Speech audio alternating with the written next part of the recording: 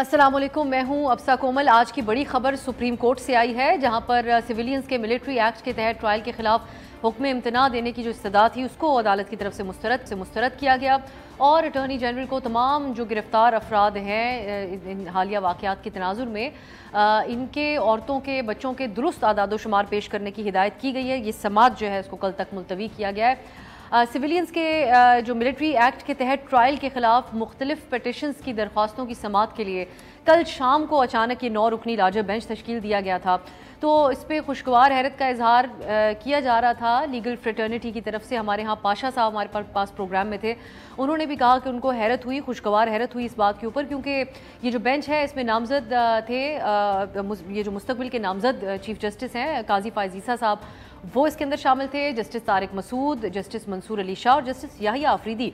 जब इनके नाम शामिल हुए तो वो जो एक तासुर है, एक हम ख्याल बेंच का न सिर्फ तासुर है बल्कि बहुत सारे तहफ़्फ़ुज़ात रहे, इस हवाले से इल्ज़ामात रहे जो इस वक्त हुकूमत के अंदर मौजूद जमातें हैं उनकी तरफ से, तो ये तासुर ख़त्म होने के कुछ इम्कानात रोशन होते हुए दिखाई दे रहे थे। लेकिन फिर इस हवाले से भी सबकी नज़रें थीं कि आज जब ये 9 रुकनी बेंच समात करेगा तो क्या इसके अंदर जो है वो पार्ट लेंगे जस्टिस काजी फ़ाइज़ ईसा। तो फिर वही हुआ जो माहिरीन कानून जो है वो इंदिया कल दे रहे थे।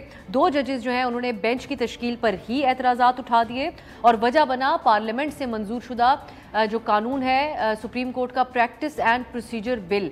जस्टिस काजी फ़ाइज़ ईसा ने यह कहा कि कहते हैं कि मुझे ताज्जुब हुआ कि कल रात 8 बजे कॉज लिस्ट में मेरा नाम आया। बेंचेस की तश्कील से मुताल्लिक कानून supreme court practice and procedure bill अभी बना ही नहीं था कि 13 अप्रैल को 9 रुकनी बेंच ने उस कानून पर हुक्म इम्तना दे दिया।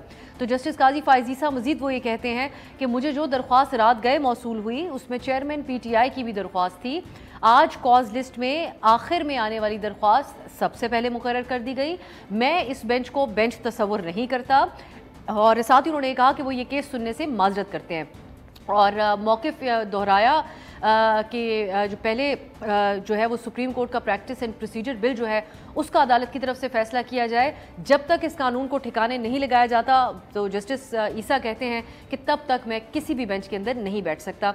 ये उनके बाद एक मौक़िफ़ आया जस्टिस सरदार तारिक मसूद का, उन्होंने भी इत्तफ़ाक़ किया जस्टिस काजी फ़ाइज़ ईसा की गुफ्तगू से और उनके पॉइंट ऑफ व्यू से। और उसके अलावा उन्होंने कहा कि इस वक्त हम जो है वो 9 जजेस हैं और हम इस केस में फ़ैसला अगर कर देते हैं तो कल को फिर अपील पर फ़ैसला कौन करेगा। तो उन्होंने रिपीट किया इस बात को, जब तक इन कवानीन का फ़ैसला नहीं होता जो सुप्रीम कोर्ट का प्रैक्टिस एंड प्रोसीजर एक्ट है तो तब तक वो कहते हैं कि हम किसी बेंच का इसमें नहीं बैठ सकते हैं। मैं क्विकली अपने नाजरीन के लिए दोहराती चलूँ कि जो सुप्रीम कोर्ट का प्रैक्टिस एंड प्रोसीजर एक्ट है उसके अंदर जो उसके तहत सोमोटो नोटिस लेने के जो इख्तियारात हैं वो आला अदलिया के 3 सीनियर जजेस को दिए गए थे।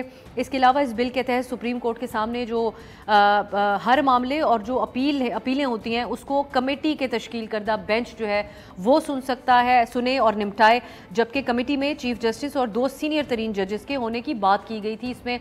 इसके ऊपर जो है वो हुक्म इम्तना अदालत की तरफ से स्टे दे दिया गया था और अब इसकी समाअत जो इस मामले की है वो अब आगे जुलाई में होगी। ये मामला है जिसको जवाज़ बनाया गया है आज 2 मुअज़्ज़िज़ जज साहिबान की तरफ से और ख़ुद को रिक्यूज़ किया गया है आज की इस समाअत से। मामला था ये सिविलियंस के मिलिट्री एक्ट के तहत ट्रायल के हवाले से। अब ये जो आज की समाअत थी इस दौरान काफ़ी एक दिलचस्प और जज्बाती मकालमा भी देखने को मिला वकला और इन जजेस के दरमियान जिन्होंने ख़ुद को रिक्यूज़ किया है। लतीफ़ खोसा साहब और एतजाज़ एहसन साहब, इन्होंने जस्टिस काजी फ़ाइज़ ईसा साहब से कि रिक्वेस्ट की कि सर आपसे रिक्वेस्ट करते हैं कि आप इस केस को सुने, ये एक अवामी इंटरेस्ट का मामला है। एतजाज़ एहसन साहब ने यहाँ तक कह दिया जज साहब से मुकालमा करते हुए कि आप अपने घर के तहफ़्फ़ुज़ के लिए इस केस को सुन लें।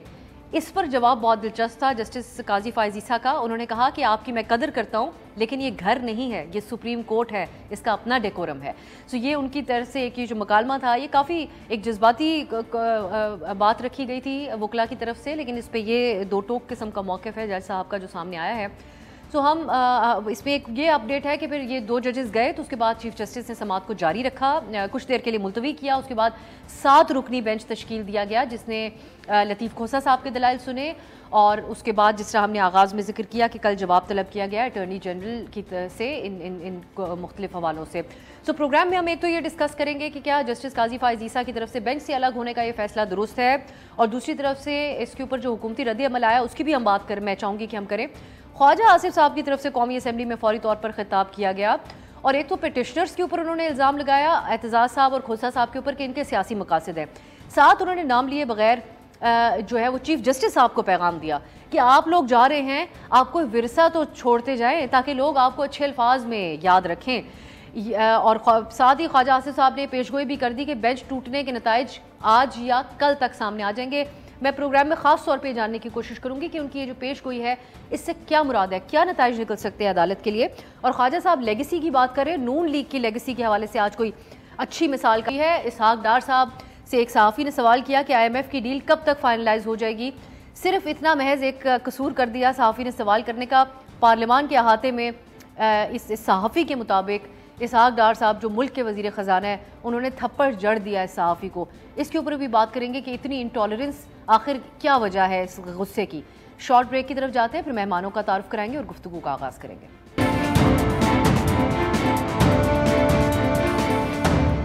بریک کے بعد خوش آمدید. جیسا کہ آج کی عدالتی کارروائی کا ہم نے ذکر کیا ہے, بہت سی چیزیں ہیں جس کے اوپر آج بات ہونے, ہر پہلو سے میں چاہوں گی کہ اس کارروائی کے حوالے سے ہم بات کریں, جس کے لیے ہم نے پروگرام میں آج کی خصوصی دعوت ہے سبات رضوی صاحبہ کو, secretary Lahore high court bar ہیں, اور سینیٹر نثار کھوڑو صاحب بھی ہمارے ساتھ موجود ہیں, پیپلز پارٹی کے سینئر رہنما اور صدر پیپلز پارٹی سندھ. بہت بہت شکریہ آپ دونوں کا. کچھ ہی دیر میں ہمارے ساتھ مسلم لیگ نون کی نمائندگی بھی پروگرام میں موجود ہوگی.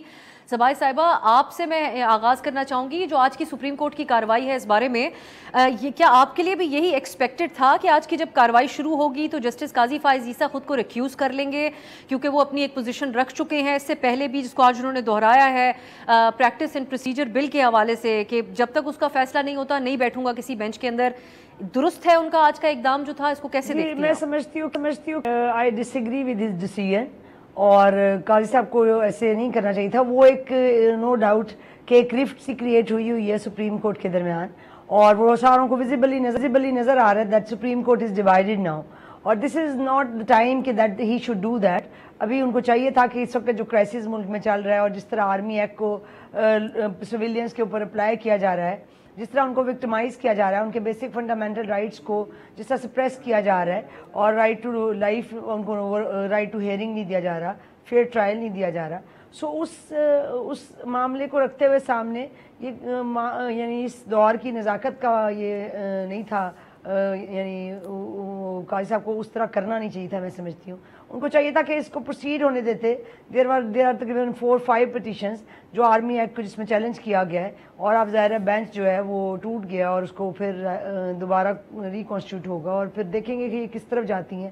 یا شاید وہ انتظار کر رہے ہیں کہ once he will take over the charge and then he want to decide these petitions, but I think this is very unfortunate. نہیں سوا صاحبہ, لیکن پھر جو کچھ دن پہلے تک اپنا بارہا جسٹس عیسیٰ اپنا موقف دہرا چکے ہیں کہ قانون جو ہے بننے سے پہلے اس کو سٹے کر لیا گیا, پھر اس کے سے متصادم آج وہ کیسے جا سکتے تھے؟ اور یہ بھی میں چاہوں گی کہ آپ کی جو تقسیم کی بات کر رہی ہیں, اگر آپ نہیں کیا آپ سمجھتی ہیں کہ اگر یہ قانون امپلیمنٹ ہونے دیا جاتا اس وقت, اور وہ ایک کمیٹی ہی ہوتی 3 ججز معزز جج صاحبان کی جو بینچ کو تشکیل دیتی, تو پھر آج یہ معاملہ بھی نہ ہوتا, جسٹس عیسیٰ بھی اس پوزیشن میں نہ ہوتے کہ وہ اٹھتے اس اہم معاملے کی سماعت سے؟ عرض کر رہی ہوں کہ یہ بات آپ کی بجا ہے کہ اگر یعنی, لیکن ہم ایف اینڈ بٹس کے اوپر ہیں. اس طرح ہوتا تو اس طرح نہ ہو سکتا, اس طرح ہو جاتا تو یعنی ہم اگر مگر کے درمیان ہیں. میرا خیال ہے اس وقت ملک کے حالات ایسے نہیں ہیں کہ ہم ایف اینڈ بٹس میں پڑھیں. ہمیں we have to realize the sensitivity of the situation, اور وہ میں سمجھتی ہوں کہ جوڈیشری کے اوپر بڑی بھاری ذمہ داری ہے. ان کو اپنے آپس کے ڈفرینسز کو ختم کر کے ان پٹیشنز کو سننے کو پریفرنس دینی چاہیے تھی. وہ آپ کی یہ بھی بات بجا ہے کہ وہ پہلے ڈفرینسز چل رہے ہیں, لیکن اب جب وہ ڈفرینسز چل رہے تھے اس وقت آپ کا ملک کس نہج پہ تھا اور آج کس نہج پہ کھڑا ہے. دس از ویری امپورٹنٹ. آج کس طرح عدالتوں کی طرف لوگ دیکھ رہے ہیں اپنے بیسک فنڈامنٹل رائٹس کی پروٹیکشن کے لیے, and what is the role which the judiciary is playing. This is very important. So اس بات کو مد نظر رکھنا ججز کی ذمہ داری ہے, کیونکہ یہاں پہ بیسک فنڈامنٹل رائٹس کی کسٹوڈین یا اسٹیٹ ہے اور یا ججز ہیں, اور اگر اسٹیٹ فیل ہو گئی ہے تو پھر دین ججز have to come forward and after forgetting their differences. میرا یہ خیال ہے. صحیح. کھوڑو صاحب, سر تقسیم کی جو بات ہے وہ تو تھی, اس کو ایکنالج بھی کیا جا رہا ہے, صباح صاحبہ بھی اسی حوالے سے بات کر رہی ہیں, لیکن یہ معاملہ بھی تو بہت اہم ہے ملٹری کورٹس میں سویلینز کے ٹرائل کے حوالے سے. سو اگر آج سماعت میں بیٹھتے قاضی فائز عیسیٰ صاحب, مستقبل کے وہ چیف جسٹس بھی ہیں, نوٹیفیکیشن کا ہو چکا ہے, تو یہ تقسیم کا آپ نہیں سمجھتے کہ تاثر کم ہو سکتا تھا, یا پھر آپ کیا موقف رکھتے ہیں اس کے اوپر؟ دیکھیں, میں زیادہ تر ڈیٹیل میں بات کروں یا نہ کروں, لیکن بہت سی دفعوں پر یہ ایسا ہو گیا کہ بینچز میں ہم کہتے رہے قاضی فائز عیسیٰ کو کیوں نہیں رکھ رہے ہو, تو جواب کچھ نہیں ہوتا تھا. آج انہوں نے رکھ لیا. قاضی فائز عیسیٰ بھی اپرائٹ جج ہیں, وہ بھی اپنا بات جو کرنا چاہتے ہیں وہ دھڑلے سے کر لیتے ہیں, اور دھڑلے سے کرنے والی بات کو میں کس طرح سے کہہ سکتا ہوں کہ فائز عیسیٰ صاحب کی, جسٹس فائز عیسیٰ صاحب کی بات کو میں اگنور کر لوں. ان کا ایک موقف ہے, اس کا ایک موقف ہے, اور وہ موقف اپنے طور پر کلیئر موقف ہے. اب ڈویژن کا تو ذکر سارے کر رہے ہیں, اب ڈویژن کا ذکر کرنے کے بعد قاضی فائز عیسیٰ پر ہی کیوں لازم ہے کہ وہ ساری باتوں کو درگزر کر کے اور بیٹھ جائے؟ اس پر ہی کیوں الزام ڈالا جا رہا ہے کہ جی اس کو ایسا نہیں کرنا چاہیے تھا؟ جب ہم کہتے تھے جسٹس فائز عیسیٰ پر ایسا کیا جائے, ان کو انکلوڈ رکھا جائے, تو نہیں رکھا جاتا تھا. تو اس وقت اس کے چیف جسٹس کو ہم کیوں نہ کہیں کہ یہ بائسڈ ایٹیٹیوڈ رکھنا ان کے لیے بھی ٹھیک نہیں تھا. چیف جسٹس نے بھی آگے کوئی ایٹیٹیوڈ ایسا ہی رکھا تھا نا, کہ جب ہم ڈیمانڈ کرتے تھے فل کورٹ بناؤ تو فل کورٹ نہیں بنانی چاہتے تھے. 3 ججوں پر وہ ٹکے رہے, لگے رہے کہ 3 جج ہوں گے چاہے کچھ ہو جائے, لیکن میرا ضد ہے کہ میں 3 ججوں پر ہی چلاؤں گا بینچ کو. بات تو ان کی سے شروع ہوئی نا, بات تو ان سے شروع ہوئی ہے. فائز عیسیٰ صاحب تو بعد میں آئے, ان کو ابھی جا کے اس قابل سمجھا گیا کہ جی بینچ میں اس کا نام ڈال دیا گیا. انہوں نے اپنا موقع بتا دیا. موقع بتاتے اس کے لیے یہ بھی تو کہا کہ میں اس بینچ سے الگ نہیں ہو رہا, لیکن میں بیٹھ نہیں سکتا. انہوں نے بھی اسی طرح سے بات کی ہے. ٹھیک ہے, دوسری بینچ بھی بن سکتی ہے, مسئلہ تو چلتا رہتا ہے.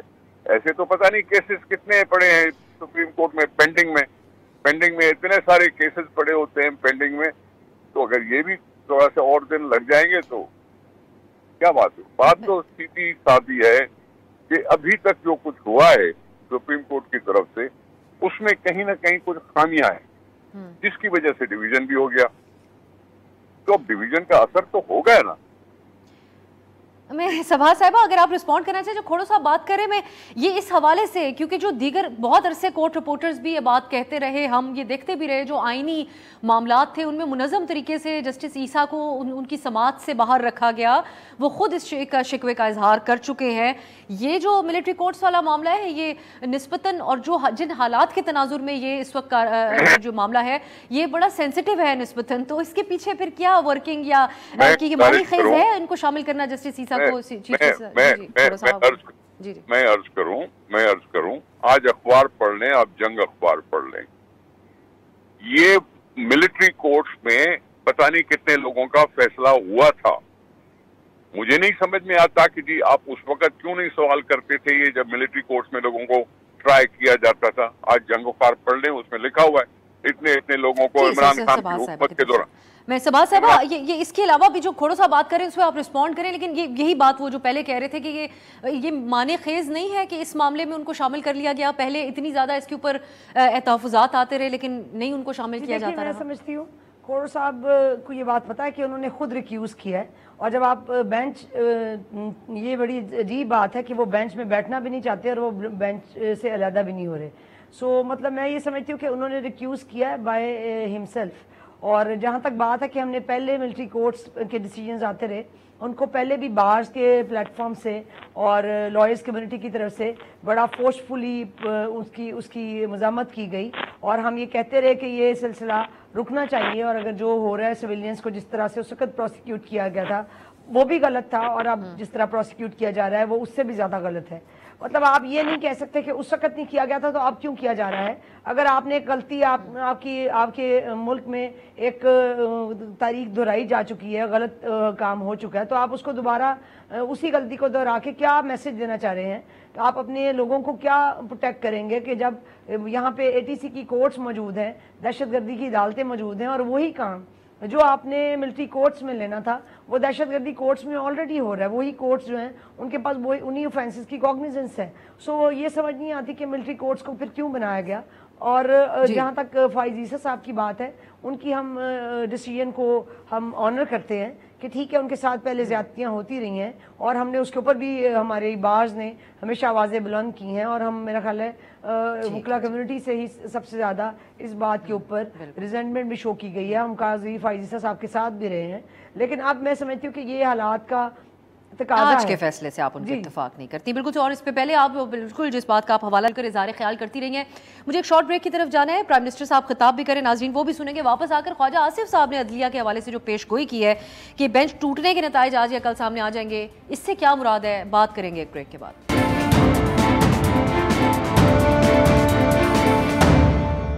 بریک کے بعد خوش آمدید. ہم بات کریں آج کی سپریم کورٹ کی کارروائی کے حوالے سے.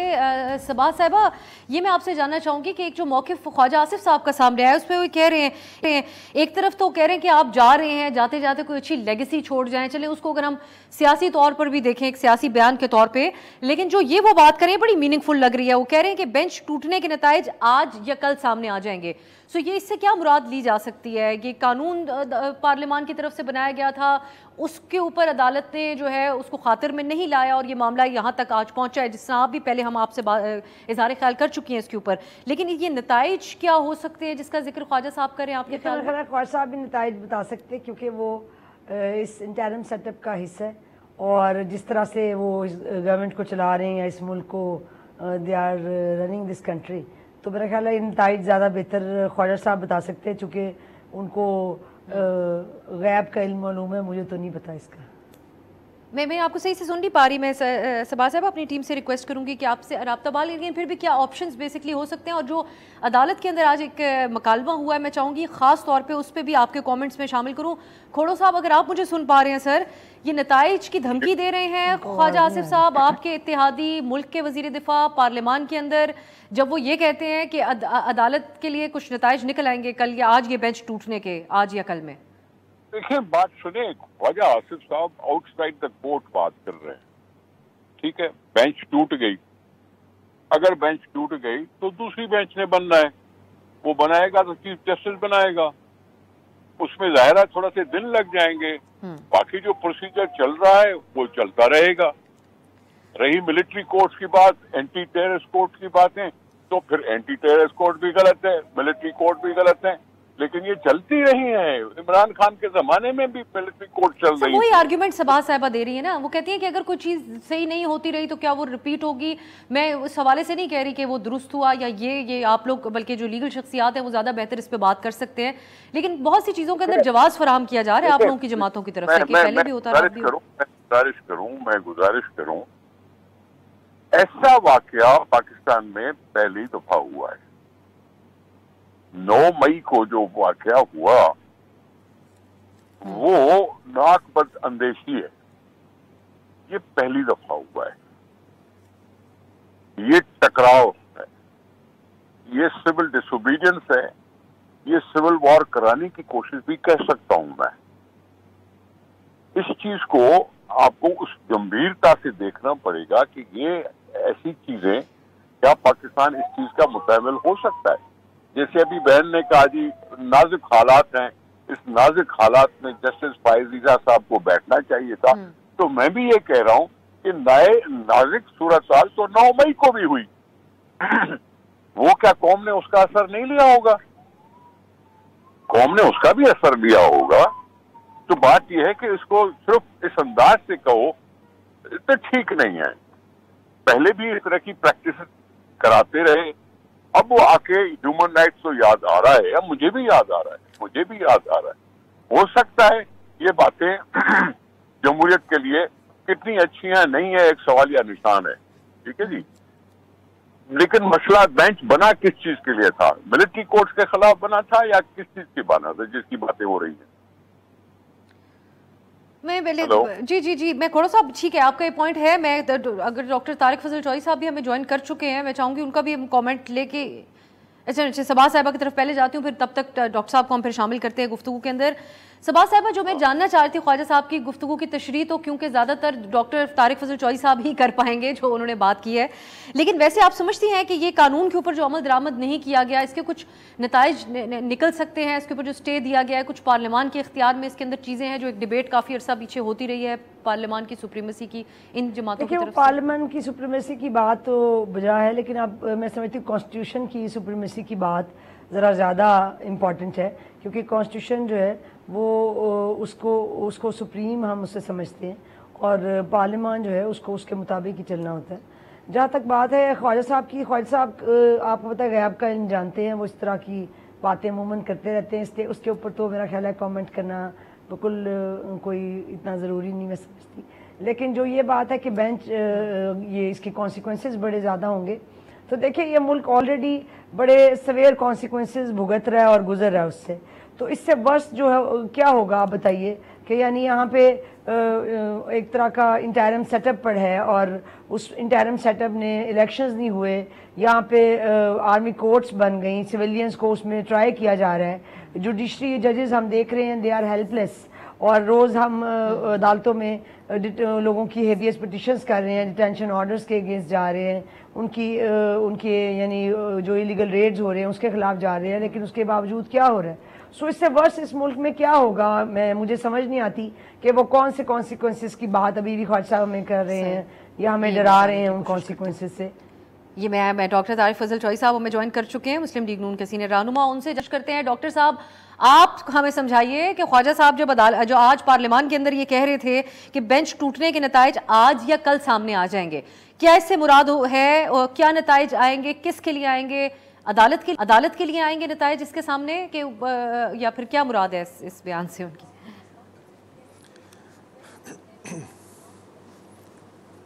جی آپ کو میری آواز آ رہی ہے؟ جی بالکل آ رہی ہے ڈاکٹر صاحب. دیکھیے میں خواجہ صاحب کا جس بیان کا آپ ذکر کر رہی ہیں، میں اتفاق سے آج کچھ حلقے میں مصروفیات رہی ہیں اور میں اس بیان سے بالکل بھی واقف نہیں ہوں، اس لیے قطعی طور پہ مناسب نہیں ہے کہ میں کوئی کمنٹ کر سکوں کہ انہوں نے، مجھے یہ بھی نہیں پتا کہ وہ کس بینچ کی انہوں نے بات کی ہے اور کس ریفرنس سے کی ہے.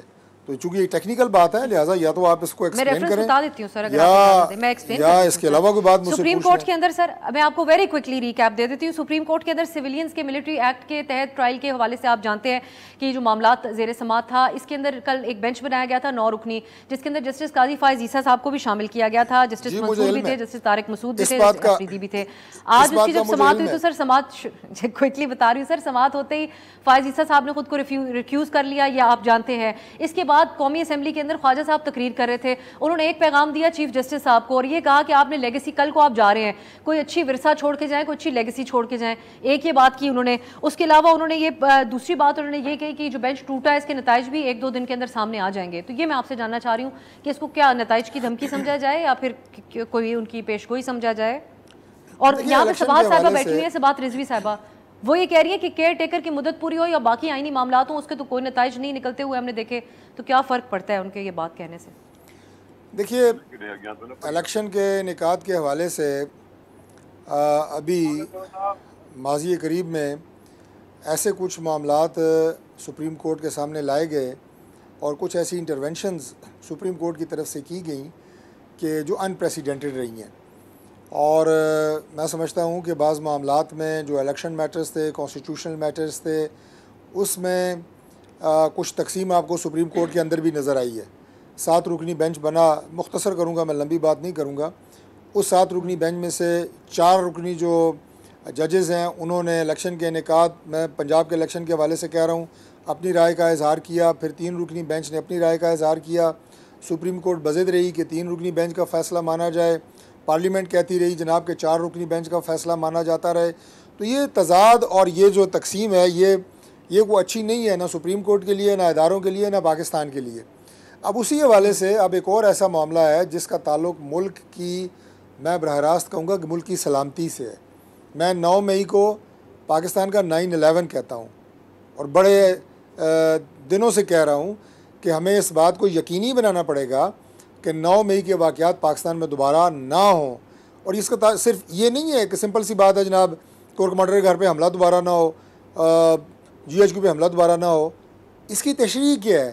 اس کی تشریح یہ ہے کہ وہ ادارے جو ملک کی داخلی اور خارجی سلامتی کے ضامن ہیں، اگر آپ ان پہ چڑھ دوڑیں گے تو آپ ابسا، آپ، میں، سب، سینٹر صاحب بیٹھے ہیں، سائیں، سب ہر پاکستانی کی بات کریں، کون اپنے آپ کو اپنے گھر میں محفوظ تصور کرے گا؟ تو لہٰذا اس بات کو یقینی بنانا کہ ان عوامل کو جو اس میں بالواسطہ بلا واسطہ ملوث تھے انہیں سزا دی جائے. ایک بات اب آگے بات کی ٹرائل کیسے ہو، نہیں یہ جو آپ نے گفتگو اس پہ آ رہا ہوں نا، بینچ پہ آ رہا ہوں ٹرائل کی طرف میں. اب آگے بات ٹرائل کی.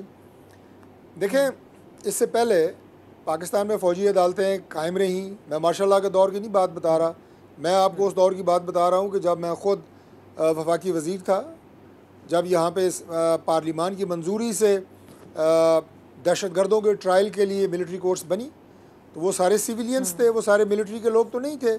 ملٹری کے ٹرائلز بھی ہوئے ہوں گے لیکن وہ سیویلینز کے ٹرائل تھے. سوال یہ ہے کہ اگر کوئی شخص یا اشخاص وہ باجوڑ میں، وہ پارا چنار، کئی اور علاقے، فاٹا کے خاص طور پہ، ایون سیٹلڈ ایریا میں اگر کسی فوجی چوکی پہ حملہ کریں جہاں 4، 6، 10، 15 سپاہی ہوتے ہیں تو وہ تو ٹھہرا دہشت گرد. اور اگر کوئی GHQ پہ حملہ کرے تو اسے اب دہشت گرد نہیں کہیں گے. کوئی کور کمانڈر کے گھر پہ حملہ کرے اسے اب دہشت گرد نہیں کہیں گے. شہداء کی یادگاروں پہ حملہ کرے دہشت گرد نہیں کہیں گے. تو آج اگر دہشت گردوں کے ٹرائل کے لیے ملٹری کورٹس کی تشکیل ہو رہی ہے تو آج اس کے اوپر اعتراض کس بات کا، مجھے تو اس کی سمجھ نہیں آ رہی. دوسری بات یہ ہے کہ سینیٹر صاحب بھی اور آنریبل جو سیکٹری جی صبا صاحبہ جو سیکٹری ہیں، مجھے بڑی خوشی ہوئی جب انہوں نے الیکشن جیتا کہ ماشاءاللہ خاتون ہو کے بڑے اعلیٰ منصب کے اوپر یہ آئیں. مجھ سے کیسے اختلاف کریں گے کہ آج پاکستان میں عدالتی نظام کے اندر تاخیر ہے. آج 302 جس کا فیصلہ 6 مہینوں کے اندر ہونا چاہیے 15 سال بعد ہوتا ہے. جب کسی کا خدا نخواستہ کوئی پیارا جو ہے وہ قتل ہوتا ہے اور اس کے فیصلے سے پہلے دونوں پارٹیاں ایک دوسرے کے 4 بندے اور مار چکی ہوتی ہیں. اس نظام انصاف کو ٹھیک کرنے کی ضرورت ہے، اسے کوئی انکار نہیں کر سکتا. اور آپ کو آج اگر اسپیڈی ٹرائل چاہیے اور انصاف پہ مبنی، میں نہیں کہہ رہا، اور آج گرفتاریاں کیوں نہیں ہو رہی ملٹری کورٹس کے لیے، مقدمے کیوں نہیں چل رہے؟ اس لیے کہ جو شواہد موجود ہیں اس وقت انٹیلیجنس اور تفتیشی اداروں کے پاس کہیں، یقینی بنایا جا رہا ہے کہ صرف وہ لوگ جو ملوث تھے بالواسطہ بلا واسطہ انہیں پکڑے جائیں، گناہگاروں کو نہ پکڑا جائے. تو اس میں ملٹری کورٹس میں سمجھتا ہوں کہ آپ کی انصاف کے لیے، اسپیڈی ٹرائل کے لیے اور آئندہ ایسے واقعات نہ ہوں پاکستان میں اس کو روکنے کے لیے ضروری ہیں. اور آپ نے مکمل طور پر اپنا مقدمہ پیش کیا ہے. ڈاکٹر صاحب مجھے اجازت دیجیے میں آگے جاؤں یہ کہتے ہوئے کہ صبا صاحبہ صرف خاتون ہونے کی وجہ سے وہ secretary Lahore high court bar نہیں بنی، بلکہ صف اول کی وکیل ہونے کی وجہ سے بھی اور اپنی بے تحاشا سپورٹ ملنے کی وجہ سے بھی بنی ہے اور پہلی خاتون secretary Lahore high court bar بنی. اور جس طرح آپ نے اپریشیٹ کیا، میں بھی کیونکہ ہماری بار پہلی دفعہ آئی ہیں تو مبارکباد اس بات کی دینا چاہوں گی. کھوڑو صاحب میں ایک کوئکلی آپ، کیونکہ ڈاکٹر طارق فضل چوئی صاحب نے جو بھی طویل گفتگو کی ہے صرف فل فلیج انہوں نے ڈیفینڈ کیا ہے ملٹری کورٹس کو اور اس میں ٹرائل کو. آپ جو گفتگو کر رہے ہیں آپ ماضی کا حوالہ دے کے کر رہے تھے کہ پہلے بھی ہو رہا تھا، اب اگر کچھ ڈیلے بھی ہو جاتا ہے اس معاملے کی سماعت میں. لیکن یہ جو دونوں شخصیات ہیں اعتزاز احسن صاحب اور کھوسا صاحب آپ کے پرانے ساتھی ہیں، دونوں کی آپ کی جماعت کی طرف سے پارٹی رکنیت معطل کی جا چکی ہے. سو یہ دونوں آج عدالت میں موقف اپنا رہے تھے کہ یہ عوامی مفاد کا 25 کروڑ عوام کے مفاد کا معاملہ ہے. سو آپ کہیں نہ کہیں سمجھتے ہیں کہ یہ عوامی مفاد کا ایشو ہے، آگے اس پہ پروسیس ہونا چاہیے، یا آپ بھی ڈاکٹر صاحب کی طرح سمجھتے ہیں کہ یہ رائٹنگ آن دا وال ہے، یہ اسی ملٹری ٹرائل کی زد میں ہی آنے چاہیے یہ لوگ جو ہیں جنہوں نے یہ کام کیے اس دن افسوسناک عمل؟ دیکھیں میں لاکھ چاہوں کہ جمہوریت میں ملٹری کورٹس نہیں ہونی چاہیے یا اینٹی ٹیررسٹ کورٹ بھی نہیں ہونی چاہیے.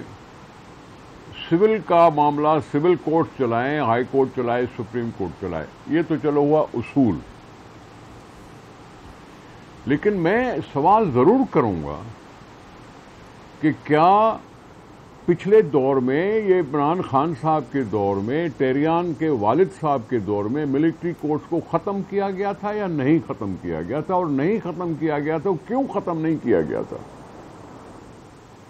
बेंच के टूटने का इशू क्यों इतना बन रहा है? पहले क्या बेंच का नहीं टूटा था? ये 4 और 3 का जो सिलसिला, उसमें से 4 जजों ने इख्तलाफी नोट लिखकर बेंच से अलग होने का ऐलान किया था। क्या वो पाकिस्तान का मसला नहीं था? वो अवाम का मसला नहीं था?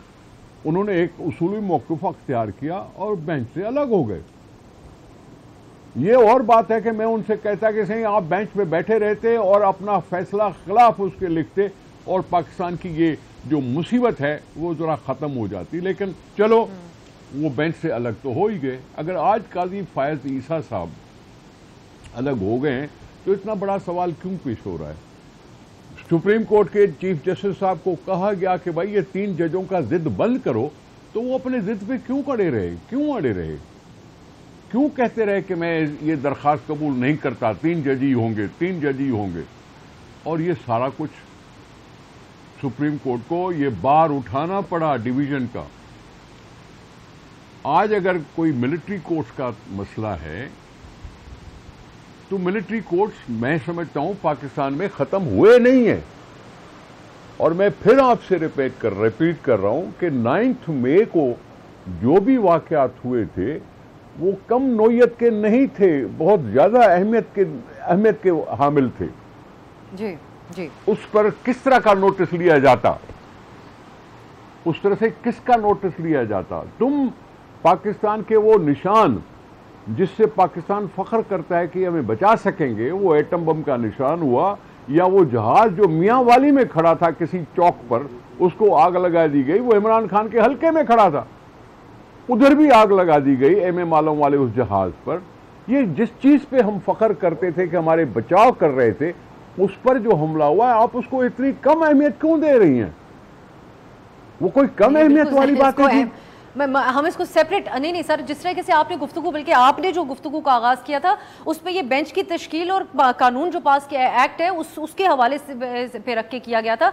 हमने यहाँ पर अभी सिर्फ मिलिट्री कोर्ट्स के हवाले से तकनीकी डिबेट तो उस तरीके से की ही नहीं है इस प्रोग्राम के अंदर। लेकिन खोड़ो साहब, आपके पॉइंट को सामने रखते हुए मैं सबा साहिबा की तरफ जाऊँगी। वो डिबेट मेरी है ही नहीं, डिबेट फायज ईसा साहब के रिक्यूज़ करने की और अदालती तकसीम की यहाँ पर हो रही है। सबा साहिबा, एक सवाल ये भी उठ रहा है कि जो पिटिशनर्स हैं खोसा साहब और एतजाज साहब, ये चीफ जस्टिस साहब से मिलने के लिए गए और उसके बाद फौरी तौर पर ये समाअत के लिए भी मामला मुकर्रर हो गया। इस किस्म की मिसालें कॉन्फ्लिक्ट ऑफ इंटरेस्ट की हमने अदलिया के हवाले से, ये कोई मामूली तो नहीं है, ये बातें तो बहुत गैर मामूली हैं, सवालात तो उठते हैं फिर इस किस्म की बातों पे। जी, मेरे तो इल्म में इस तक की कोई बात नहीं है कि वो मिलने गए हैं और उसके बाद फिर ये मतलब पिटिशंस फिक्स हुई हैं। मैं समझती हूँ कि मुझे बड़ा अफसोस हुआ, तारिक फजल साहब ने बड़ा फोर्सफुली मिलिट्री कोर्ट्स को सपोर्ट किया है और मैं समझती हूँ कि ये अभी इस वक्त रजीम में बैठे हुए हैं तो इनको मिलिट्री कोर्ट्स की कॉन्स्टिट्यूशन जो है वो बहुत अच्छी लग रही है।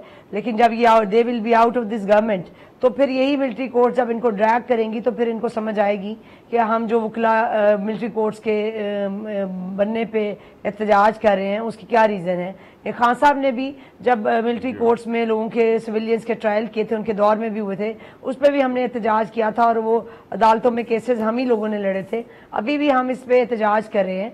और जहाँ तक बात है खोड़ो साहब जो कह रहे हैं कि यानी 9 मई के इंसिडेंट को कोई भी जी शऊर शख्स जो है वो उसको अप्रिशिएट नहीं करता। हम पुरतशद्दुद जो एहतजाज है वो किसी भी सूरत में हो वो गलत है और वो गलत हुआ जो भी हुआ। लेकिन हैविंग सेड दैट, आपके पास ऑलरेडी एंटी टेररिज्म कोर्स मौजूद है जिसके अंदर सिविलियंस को you can try under the cognizable offences. तो फिर मुझे समझ नहीं आ रही कि आप मिलिट्री कोर्ट्स या तो फिर सोसाइटी को टेरराइज करने के लिए आपने मिलिट्री कोर्ट्स बनाई हैं so that you can silence the voices of civil society और सिविल राइट्स की सुप्रीमेसी ना हो सके। और एक तो नहीं, ये बात इस तरह ही है, आपको यानी शायद ये वो लगे लेकिन ये हकीकत है कि मुझे नज़र आ रहा है कि शायद सिविल राइट्स की सुप्रीमेसी से यानी जो ये इंटरिम गवर्नमेंट है ये भी खौफजदा है और शायद इसी को ये करने के लिए मिलिट्री कोर्ट्स के जो मतलब बनी है उसको सपोर्ट कर रहे हैं और they are basically in favour of the military courts. इनको समझना चाहिए कि कोई भी पॉलिटिकल वर्कर वो किसी भी पार्टी से बिलोंग करता हो, कल को जब उसकी बारी आएगी इन्हीं अदालतों में तो फिर आप वो आवाज़ बुलंद करेंगे तो फिर there will be no point of raising your voices. اگر آپ اس ٹائم پہ نہیں بلند کر سکتے. ڈاکٹر صاحب آپ کوئکلی فورسفلی کر رہے ہیں. ڈاکٹر طارق فضل سچوئی صاحب. حمایت میں کھوڑو صاحب آپ کی طرف بھی پھر آتی ہوں. دیکھیں جی میں صرف ایک چھوٹا سا نقطہ رکھنا چاہتا ہوں with all due regards for Saba صاحبہ کہ میں ایز اے پارلیمنٹیرین ماضی میں جب میں نے ملٹری کورٹس کے قیام کی بات کی ان کے قیام کے حق میں ووٹ دے چکا ہوں. جب میں نے بحیثیت ایک ایم این اے ووٹ دیا ہے ملٹری کورٹس کے قیام میں تو آج میں ان کے خلاف علم بلند کر کے کیا ثابت کرنے کی کوشش کروں. دوسری بات یہ ہے کہ رضا ربانی صاحب آپ کو یاد ہوگا کہ وہ سینٹ میں انہوں نے کہا کہ میں بھاری دل کے ساتھ لیکن میں پابند ہوں میں ووٹ دے رہا ہوں. ضرورت تھی اس وقت کی تو اس وقت اگر ضرورت تھی میں ایک جملہ دوبارہ ریپیٹ کر دیتا ہوں کہ آپ کو 4 سپاہی جس چوکی میں موجود ہوں وہاں پہ تو جو حملہ کر دے 2 بندے کر دیں 1 کر دے وہ تو دہشت گرد ہے. اسے گولی مارنا بھی جائز ہے سارا کچھ اسپیڈی ٹرائل بھی جائز ہے. جی ایچ کیو پہ حملہ کرنے والے کو آپ کہہ رہے ہیں نہیں یہ تو دہشت گرد نہیں ہے. مجھے کوئی خوشی نہیں ہوتی کہ میں ان کو دہشت گرد کہوں. میں یہ بھی کلیئر کر دوں اس کے لیے دہشت گردی کی عدالتیں موجود ہیں نا. چلو کہتے ہیں ATC کے اندر وہ کہتی ہیں ٹرائل نہیں. میں آپ کو عرض کر دیتا ہوں کہ آپ کو ملٹری کورٹس کے ٹرائل کا شاید اندازہ نہیں ہے. میں نے اپنا ایک آرگومنٹ آپ کو بلڈ کر دیا ہے کہ اس وقت بھی حالات کی ضرورت کو سمجھتے ہوئے ملٹری کورٹس بنائی گئی تھیں اسپیڈی ٹرائل کے لیے اور آج تک اس کا کوئی گلہ نہیں کر سکا آج تک کہ اس وقت کی بنائی ہوئی ملٹری کورٹس نے کسی بے گناہ کو پھانسی پہ ٹانگا ہے کسی کو عمر قید کی سزا دی ہے کسی کو سریعام کوڑے لگائے ہیں. ایسی کوئی شکایت سامنے نہیں آئی. دوسری بات یہ ہے جی کہ آپ نے جو پروٹیسٹ کی بات کی ہے میں اگین یہ کہوں گا کہ دیکھیں عمرانی ٹولے نے آپ نے بھی ایڈمٹ کیا کہ 9 مئی کے واقعات کو کوئی سپورٹ نہیں کر سکتا. عمرانی ٹولے نے 2014 سے لے کے آج تک مجھے 1 سال بتا دیں اب صاحب آپ تو ماشاءاللہ ریسرچر بھی ہیں اور اینکر بھی ہیں 1 سال بتا دیں جس میں اس نے ملک میں فتنہ اور فساد نہ پھیلایا ہو کرائسس پیدا نہ کیا ہو. کرائسس ہر سال اس نے ایک نیا ٹاپک لے کے کرائسس پیدا کی ہے. ڈیبیٹیبل بھی ہے ڈاکٹر صاحب ایک ایسی ڈیبیٹ کا متحمل ہم ہو نہیں سکتے جتنا یہ ڈیبیٹیبل ہے کہ کتنا وہ خود کر رہے تھے اور کن بنیادوں پہ کر رہے تھے. آپ لوگ ایک سائیڈ آف اسٹوری میں آپ کی بات سنی ہے بس آخری بات کرنے دیں. میں وکلا سے گزارش آپ کی وساطت سے کر رہا ہوں کہ عمرانی ٹولے کی کسی نئی سازش کا آپ کہیں غلط فہمی میں اعلیٰ کار نہ بن جائیں. وہ اب نیا کرائسس وکلا کی آڑ لے کے نہ کہیں پیدا کرنا چاہ رہے ہوں. یہ ذرا ذہن میں رکھیں. ایک سیریس بات ہے ملٹری کورٹس ماضی میں بھی بنی ہیں دوبارہ بننی جا رہی ہیں کرنا چاہیں گے رسپونڈ لیکن مجھے ایک بریک کی آپ لوگوں کو اجازت دینی ہوگی. جی میں ڈاکٹر صاحب ایک بریک کی طرف جاتی ہوں. صبا صاحبہ آپ اس پہ ضرور رسپونڈ کیجیے گا اور کھوڑو صاحب بھی جو آپ گفتگو کری تھی اس پہ جو ایڈ کرنا چاہیں گے ایک شارٹ بریک کے بعد.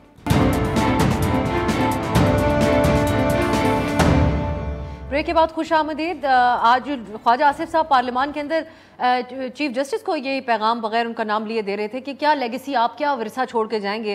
تو مسلم لیگ نون کیا لیگیسی چھوڑ کے جائے گی. خاص طور ان کا جو صحافیوں کے ساتھ رویہ اس حوالے سے اس پہ بڑے سوالیہ نشان آج اٹھا ہے. جب اسحاق ڈار صاحب وزیر خزانہ ہیں ان سے ایک اکانومی پہ رپورٹ کرنے والے صحافی نے صرف یہ پوچھنے کی جسارت کر لی کہ IMF کا پروگرام کب ڈیل فائنل ہوگی تو انہوں نے اس کو تھپڑ ہی جڑ دیا. یہ رپورٹر کا بتایا ہوا معاملہ ہے. اس کی ایک ویڈیو اویلیبل ہے جس کے اندر خواجہ جو اسحاق ڈار صاحب ہیں ان کے جو گارڈز ہیں اس سے فون بھی چھین رہے ہیں.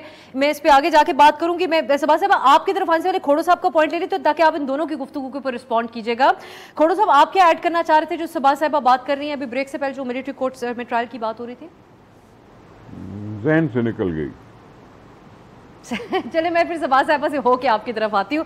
صبا صاحبہ جو بات ڈاکٹر صاحب کہہ رہے ہیں کہ کہیں آپ لوگ کسی کے اعلی کار بن کے وکلا برادری استعمال نہ ہو جائے جو آپ آرگیومنٹس دے رہی ہیں اس کے اوپر کہہ رہے کیا؟ جی میں اس سے بالکل ڈس ایگری کرتی ہوں. میں سمجھتی ہوں کہ لیگل فٹرنیٹی واحد ایسی فٹرنیٹی ہے یا ایسی کمیونٹی ہے جو کسی بھی پریشر یا کسی بھی یعنی انفلوئنس میں نہیں آتی. اور ہم جو بھی ڈیسیژن کرتے ہیں یا جو بھی ہم کسی بھی کاز کے لیے آواز بلند کرتے ہیں تو وہ ہماری بڑی انڈیپینڈنٹ آواز ہوتی ہے اور وہ صرف یہاں نہیں وہ پوری دنیا میں سنی جاتی ہے. اور اب اس وقت ہمارے ملک میں ہمارا ملک جس کرائسس سے گزر رہا ہے, جس طرح فنڈامنٹل بیسک لوگوں کے فنڈامنٹل رائٹس کی وائلیشن کی جا رہی ہے, جس طرح ہیومن رائٹس ہم وائلیٹ کر رہے ہیں, میں سمجھتی ہوں کہ وہ اگر آپ کو یہ آپ ہمیں بتائیں گے کہ ہم نے کیا کرنا ہے تو میرا خیال ہے you will be at mistake. ہم وکیل ہیں اور ہمیں پتہ ہے لاء کا, ہمیں کانسٹیٹیوشن کا پتہ ہے. We are basically there for the rule of law and supremacy of the constitution. اور ہمیں پتہ ہے کہ ہم نے اپنے رائٹس کے اور لوگوں کے حقوق کے حق میں کب بات کرنی ہے.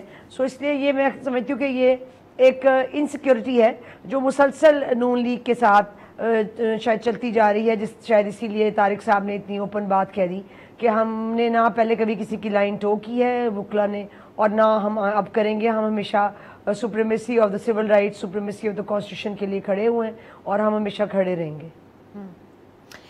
کھوڑو صاحب، آج نون لیگ نے بھی جو ان دونوں کے اوپر، کھوسا صاحب اور اعتزاز صاحب کے اوپر سیاسی مفادات کا الزام لگایا. یہاں پر اس خوف کا خدشے کا اظہار ڈاکٹر صاحب بھی کر رہے ہیں، سباز صاحبہ کو جو میسج وہ دے رہے ہیں.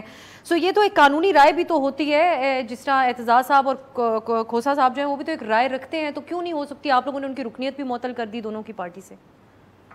دیکھیں بات سنیں، ہم نے رکنیت اگر معطل کی ہے تو معطل کی ہے. ہم نے پارٹی سے نکالنے کا اس کا حتمی فیصلہ نہیں کیا. یہ پارٹی کو اپنا ڈسپلن قائم کرنے کے لیے یہ اختیار حاصل ہوتا ہے کہ کسی کی رکنیت کو معطل کر سکتے ہیں، عہدہ معطل کر سکتے ہیں. یہ معطل کرنے کا مطلب ہے کہ تھوڑا سا ان کو صفائی کا موقع مل سکتا ہے. وہ ڈیپینڈ کرتا ہے کہ وہ صفائی دیتے ہیں یا معطلی سے پھر وہ فائنل کرٹن تک چلے جاتے ہیں کہ چلو جی وہ پارٹی سے نکل گئے. ویسے ایک کھوڑو صاحب مجھے اجازت دیتے ہیں اگر آپ سر، یہ نکالنے سے 2 قدم آگے بات گئی ہمیں جاتی ہوئی نظر آئی، جو ہم نے ویسے اس سے پہلے اس طرح پیپلز پارٹی میں دیکھا نہیں. جو آپ کے سینٹرل پنجاب کے صدر ہیں، انہوں نے وال آف شیم کھوسا صاحب کے لیے بنانے کی اپنے پیپلز پارٹی کے پنجاب کے دفتر میں کل اعلان کیا. کہتے ہیں اپنے ذاتی خرچ کے اوپر وہ انہوں نے کہا کہ یہ بنائی جائے گی. سو یہ تو ہمیں نکالنے سے زیادہ بدسلوکی تو یہ ہے. بات سنیں یہ کچھ ایسی چیزیں کرتے رہنی چاہیے. مشرف کے زمانے میں ہمارے 10 لوگوں کو توڑا گیا اور توڑ کر اپنے ساتھ ملایا گیا، بڑی بڑی ان کو وزارتیں دی گئی. ہمیں وال آف شیم تو اس وقت بھی بنانا چاہیے تھا. ہمارے سندھ سے لوگ گئے، ہم نے وال آف شیم اس وقت بھی بنانا چاہیے تھا کہ کم از کم لوگوں کو پتا چلے کہ بھائی یہ کس وجہ سے یہ کیوں کر رہے ہیں. ہم نے کوئی کانسٹیٹیوشن کی کوئی خلاف ورزی نہیں کی. ہم پی ڈی ایم کا ممبر نہیں ہے، ہم اتحادی ضرور ہیں. پیپلز پارٹی نے ہمیں یہ تو نہیں کہا کہ جی الیکشن نہیں ہونے چاہیے. ہم نے تو سوال یہ کیا کہ بھائی سپریم کورٹ نے یہ کیوں کیا کہ صرف پنجاب میں الیکشن ہو اور کے پی بھول جائیں. ڈیزالو تو کے پی بھی ہوئی تھی. ہم نے تو اپنے لوگ بھی کھڑے کر دیے تھے الیکشن میں کینڈیڈیٹ. ہم نے کون سی ایسی بات کی تھی کہ جی ہمارے بارے میں ان کی رائے چینج ہوئی لطیف کھوسا صاحب کی اور ہم پر الزام لگانے لگے کہ ہم جی کانسٹیٹیوشن کے رکھوالے ہوتے ہوئے بھی ہم وہ کردار ادا نہیں کر رہے ہیں. یہ الزام انہوں نے لگایا. ہم نے جمہوریت اور کیا ہم نے کیا اعتزاز صاحب یا جی لیکن ٹھیک ہے یہ سر ہر اعتبار سے یہ ڈیبیٹیبل ہے بات کہ اب باتیں کس حد تک ان پولیٹیکل پارٹیز میں آگے جا چکی ہیں کہ وال آف شیم کو بھی جسٹیفائی کیا جاتا ہے کہ ہم تو آپ لوگوں کی جماعتوں میں دیکھتے تھے کہ کوئی پارٹی سے الگ ہو کے کسی دوسری جماعت میں بھی شامل ہو جاتا تھا، اس اپنی سابقہ پارٹی پہ انتہا سے زیادہ تنقید بھی کرتا تھا، تو اس حد تک بات آگے نہیں جاتی تھی. لیکن کھوڑو صاحب آپ نے اس پہ رسپونڈ کیا. طارق فضل چوئی صاحب اور سبات رضوی صاحبہ آپ تینوں کا بہت بہت شکریہ. ناظرین آپ نے گفتگو ملاحظہ کی ہے، سبات صاحبہ یہ پوزیشن اپناتی ہیں کہ آج جسٹس فائز عیسیٰ کا ریکیوز کرنے کے فیصلے سے وہ اتفاق نہیں کرتی ہیں. آج کے لیے اجازت دیجیے، خدا حافظ.